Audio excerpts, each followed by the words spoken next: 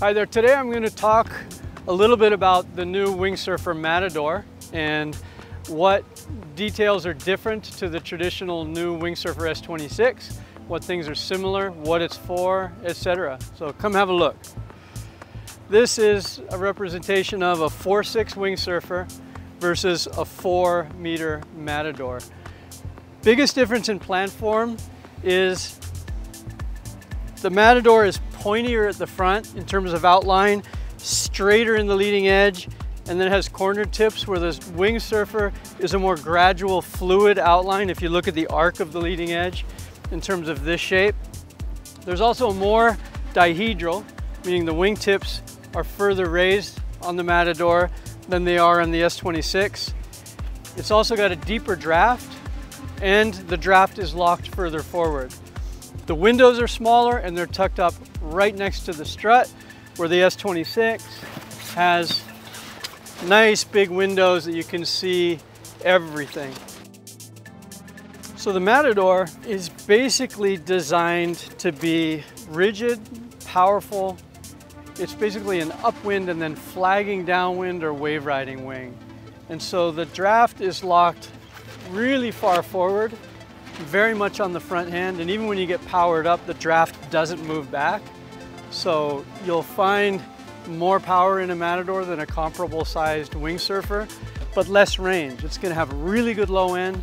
It's designed to be able to use as small a wing as possible to get up and get going, get upwind, and then catch the bumps downwind and to wave ride.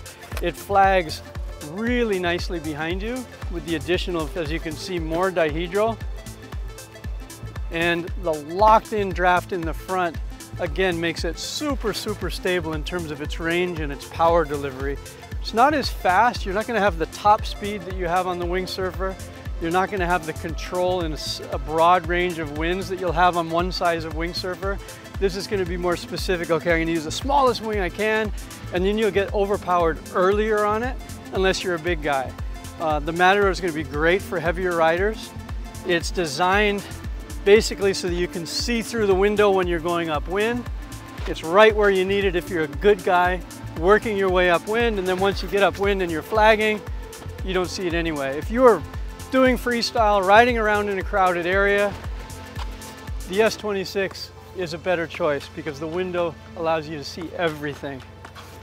The handles are also stiffer than they are on the standard Wingsurfer, so better for guys with bigger hands, bigger riders. Smaller, lighter riders may actually find them less comfortable than the S26.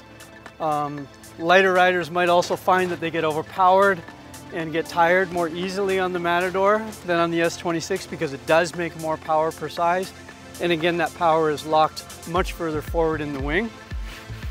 Leading edge is slightly larger diameter, as is the strut, again to compensate for that extra load where you're really going to be using it to crank upwind and then flag downwind.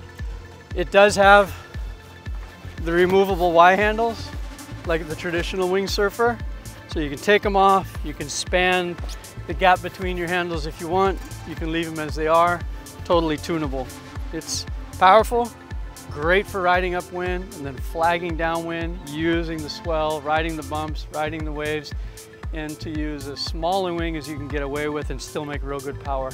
In the bigger sizes, it only comes at the moment in a 3, 4, and 5. The 5 is a powerhouse. A big guy can get going in really light winds with it. If you compare it to a comparable Wingsurfer, these per size make quite a bit more power, more sheeting and go, more get up and go. But again, less range, less all-around performance, but more grunt. The Matador is stiffer. It's a stiffer overall frame, so there's more boom power, which a lot of people want these days. So we've got two different styles of wing to suit the two different types of riding that people are doing. All around or a little more focused on grunt and flagging.